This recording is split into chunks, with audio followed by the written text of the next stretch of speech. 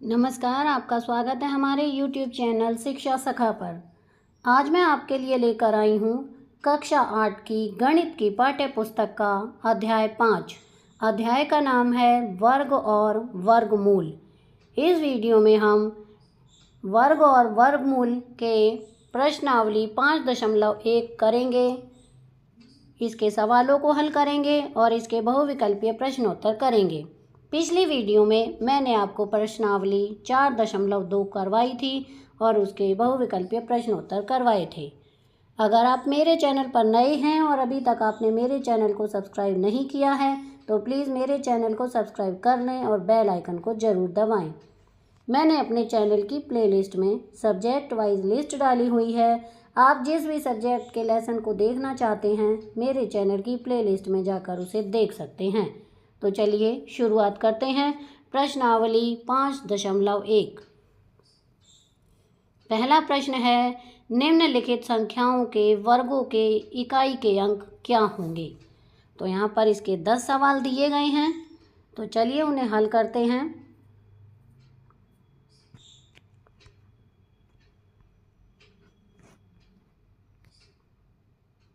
पहले सवाल का पहला पार्ट है 81 दिया हुआ है, इसे हल करेंगे।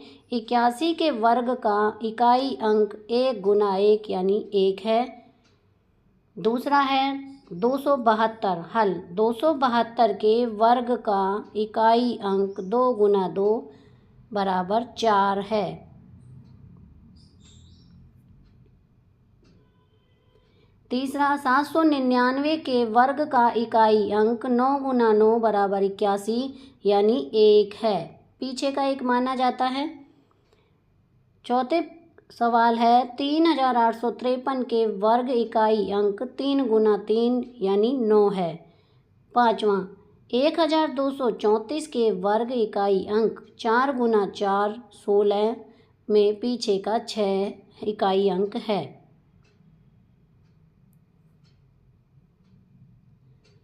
छठा सवाल है 26,387 के वर्ग इकाई अंक 7 गुना 7 बराबर 49, तो पीछे का 9 लेंगे है। सातवां 52,698 के वर्ग इकाई अंक 8 गुना 8 यानी 64 बराबर पीछे का अंक लेंगे तो 4। आठवां सवाल है 99,880 के वर्ग इकाई अंक 0 गुना 0 बराबर 0 है। नौवां सवाल 12,796 के वर्ग इकाई अंक 6 गुना 6 बराबर 36 यानी 6 है। 10वां सवाल है 55,555 के वर्ग इकाई अंक 5 गुना 5 यानी 25, पीछे का अंक 5 लेंगे तो 5 है। अब आगे है प्रश्न 2, निम्नलिखित संख्याएं स्पष्ट रूप से पूर्ण वर्ग नहीं हैं, कारण दीजिए। पहला सवाल 1057। हल 1057 यह संख्या पूर्ण वर्ग संख्या नहीं है क्योंकि इसका इकाई का अंक 7 है। दूसरा सवाल है 23,453 यह संख्या पूर्ण वर्ग नहीं है क्योंकि इसका इकाई का अंक 3 है।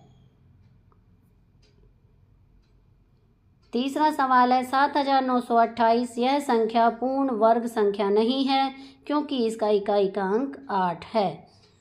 आगे है 2,22,222 यह संख्या पूर्ण वर्ग संख्या नहीं है क्योंकि इसका इकाई का अंक 2 है।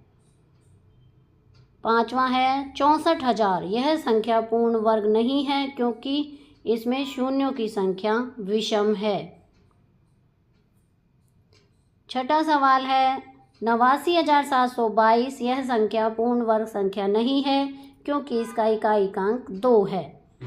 सातवां सवाल है 2,22,000 यह संख्या पूर्ण वर्ग संख्या नहीं है क्योंकि इसमें शून्यों की संख्या विषम है। आठवां सवाल है 5,05,050 यह संख्या पूर्ण वर्ग संख्या नहीं है क्योंकि इसमें शून्यों की संख्या विषम है।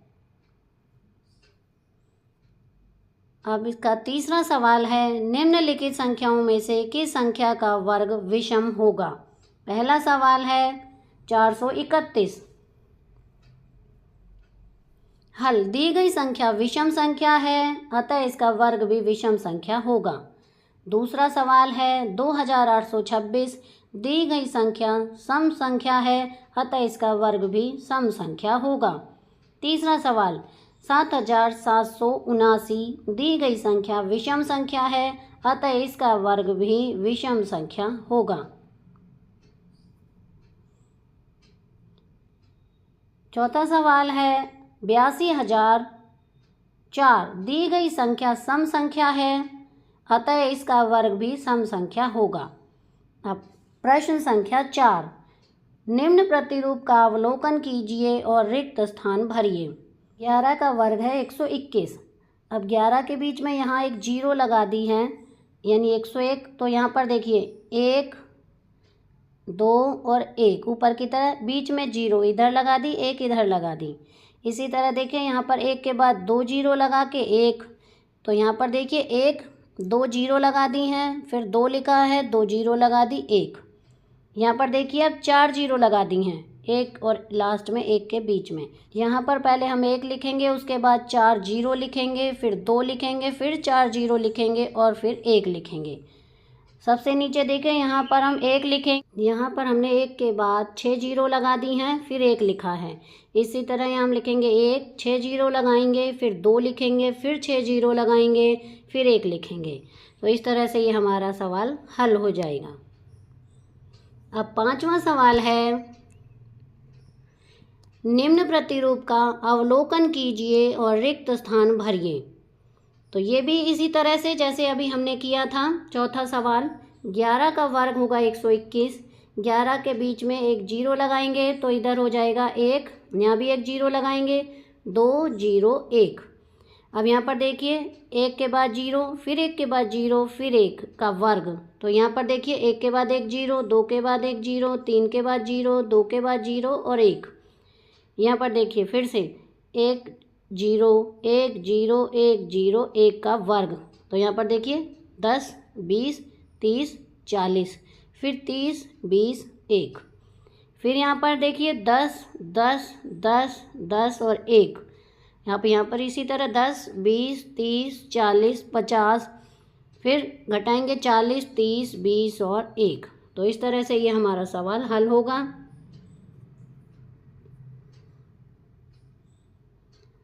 प्रश्न संख्या 6, दिए गए प्रतिरूप का उपयोग करते हुए लुप्त संख्याओं को प्राप्त कीजिए। तो यहाँ पर देखिए 1 का वर्ग, 2 का वर्ग जमा 2 का वर्ग, ये आएगा 3 का वर्ग, 2 का वर्ग जमा 3 का वर्ग जमा 6 का वर्ग, ये आएगा 7 का वर्ग, 3 का वर्ग 4 का वर्ग 12 का वर्ग, यहाँ आएगा 13 का वर्ग, 4 का वर्ग 5 का वर्ग, यहाँ पर खाली स्थान है तो यहाँ पर 4 पंजे 20, फिर आएगा 21 का वर्ग, फिर 5 का वर्ग 6 का वर्ग, 5 छिका 30 और 30 के बाद आएगा 31 का वर्ग, 6 का वर्ग 7 का वर्ग, 6 7 42 का वर्ग, तो यहाँ पर आएगा 43 का वर्ग। प्रश्न संख्या 7, योग संक्रिया किए बिना योगफल ज्ञात कीजिए। पहला सवाल 1 जमा 3 जमा 5 जमा 7 जमा 9। हल, प्रथम संख्या n विषम संख्याओं का योगफल बराबर n का वर्ग। n बराबर है 5, क्योंकि ये 5 संख्याएं हैं, 3 4 और 5। प्रथम 5 विषम प्राकृत संख्याओं का योगफल 5 का वर्ग यानी 25 आंसर। दूसरा सवाल है 1 जमा 3 जमा 5 जमा 7 जमा 9 11 जमा 13 जमा 15 जमा 17 जमा 19। हल, प्रथम n विषम संख्याओं का योगफल n का वर्ग है, तो n है 10, ये 10 संख्याएं हैं टोटल, तो n का वर्ग 10 हो गया। प्रथम 10 विषम प्राकृत संख्याओं का योगफल होगा 10 का वर्ग यानी 100 इसका आंसर होगा। तीसरा सवाल है 1 जमा 3 जमा 5 जमा 7 जमा 9 जमा 11 जमा 13 जमा 15 जमा 17 जमा 19 जमा 21 जमा 23। हल, प्रथम n विषम संख्याओं का योगफल n का वर्ग, n बराबर है 12, ये 12 संख्याएं हैं टोटल। प्रथम 12 विषम प्राकृत संख्याओं का योग होगा 12 का वर्ग और उत्तर आएगा 144। अब है 8वां सवाल, 8वें सवाल का पहला है 49 को 7 विषम संख्याओं के योग के रूप में लिखिए। हल 49 7 का वर्ग है तो 1 जमा 3 जमा 5 जमा 7 जमा 9 जमा 11 जमा 13 ये 7 संख्याएं हैं, तो 7 का वर्ग हो जाएगा इस तरह से और 7 सत्ते 49।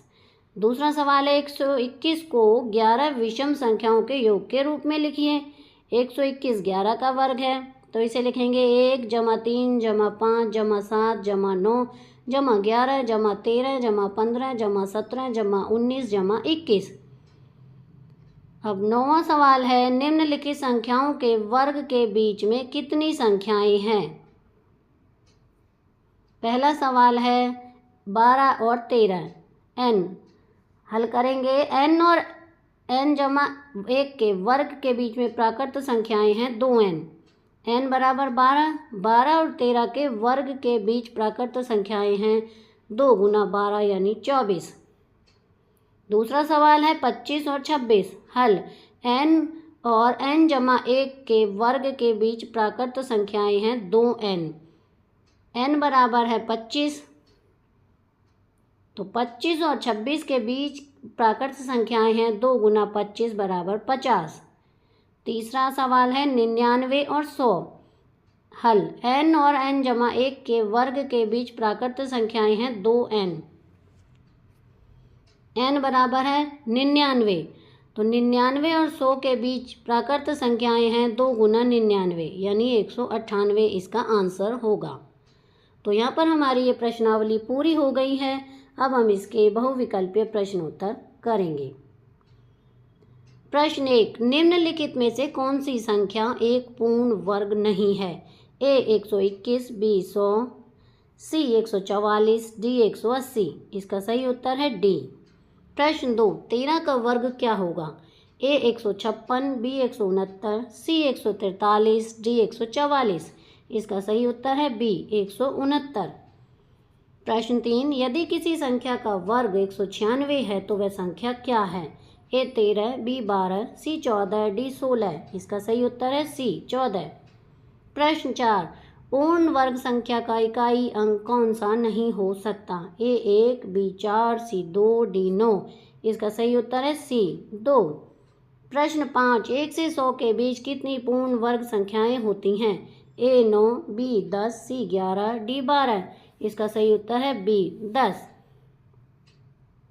प्रश्न 6, किस संख्या का वर्ग 625 है। ए 15, बी 20, सी 25, डी 30।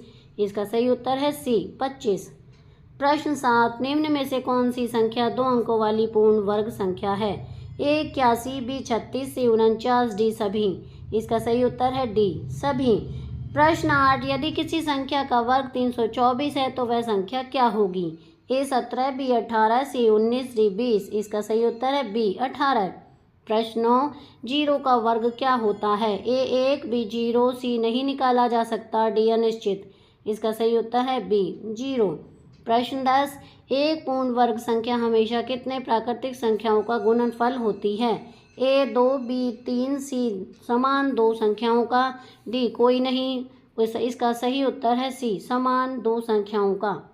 प्रश्न 11, पूर्ण वर्ग संख्या का वर्गमूल कैसा होता है। ए परिमेय संख्या है, बी ऋणात्मक संपूर्णांक, सी प्राकृतिक संख्या, डी कोई नहीं। इसका सही उत्तर है सी प्राकृतिक संख्या।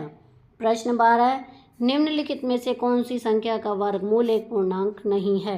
ए 121, बी 64, सी 50, डी 144। इसका सही उत्तर है सी 50। प्रश्न 13, निम्नलिखित में से कौन सी संख्या एक विषम पूर्ण वर्ग संख्या है। ए 16, बी 36, सी 81, डी 64। इसका सही उत्तर है सी 81। प्रश्न 14, यदि किसी संख्या का वर्गमूल 11 है तो वह संख्या क्या होगी। ए 121, बी 111, सी 101, डी 11। इसका सही उत्तर है ए 121।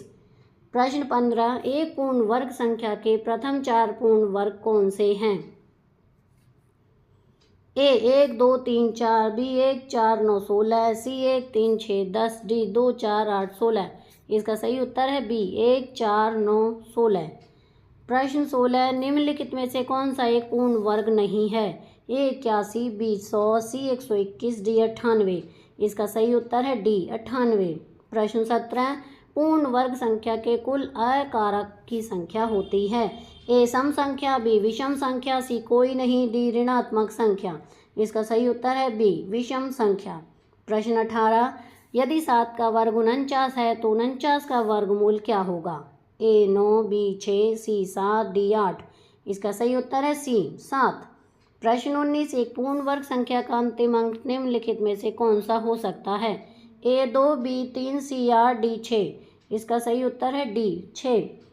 प्रश्न 20, निम्नलिखित में से कौन सी संख्या 1 से 200 के बीच की सबसे बड़ी पूर्ण वर्ग संख्या है। ए 196, बी 200, सी 169, डी 144। इसका सही उत्तर है ए 196। प्रश्न 21, 15 का वर्ग। ए 215, बी 225, सी 235, डी 245। इसका सही उत्तर है बी 225। प्रश्न 22, किस संख्या का वर्ग हमेशा ए ऋणात्मक होता है, बी धनात्मक या शून्य होता है, सी केवल धनात्मक होता है, डी केवल शून्य होता है। इसका सही उत्तर है बी धनात्मक या शून्य होता है। प्रश्न 23, यदि 17 का वर्ग 289 है तो 289 का वर्गमूल क्या होगा। ए 18, बी 16, सी 15, डी 17। इसका सही उत्तर है डी 17। प्रश्न 24, निम्नलिखित में से कौन सी संख्या एक पूर्ण वर्ग है। ए 50, बी 60, सी 81, डी 90। इसका सही उत्तर है सी 81। तो यहाँ पर हमारी ये प्रश्नावली पूरी हो गई है। अगली वीडियो में मैं आपको प्रश्नावली 5.2 करवाऊँगी और इसके बहुविकल्पीय प्रश्नोत्तर करवाऊँगी। आपको मेरी ये वीडियो कैसी लगी मुझे कमेंट करके ज़रूर बताएं। वीडियो को लाइक करें, शेयर करें और चैनल को सब्सक्राइब करना ना भूलें। Thank you.